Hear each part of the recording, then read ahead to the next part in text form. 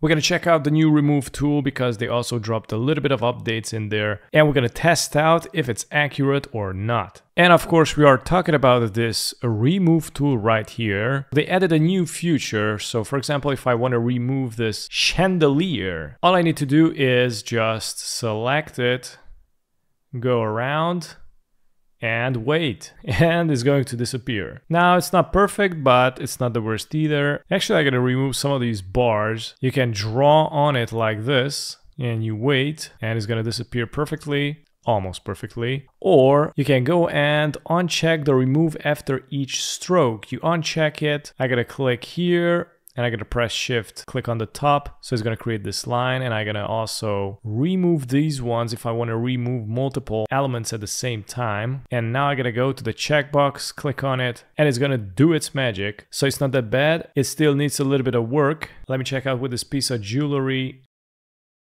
And this one also.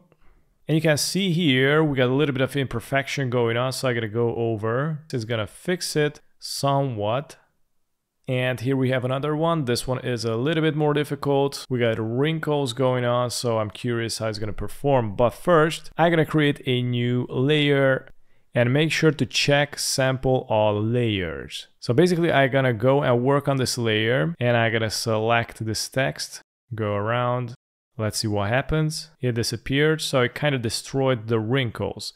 So check this out, we made this non-destructive on a new layer. So you can find this on the layer, I can uncheck it, and you can see under it the original image. Now, in order to make this better, you always can use the generative fill. What you can do is press Ctrl and click on the thumbnail of the new layer. So it's going to highlight the area where the text is. I'm gonna uncheck the layer and go back to the original and click on the generative fill, click on generate, and there you go, we got 3 options. So yeah, this is how the new remove tool works. This was it, thanks for watching.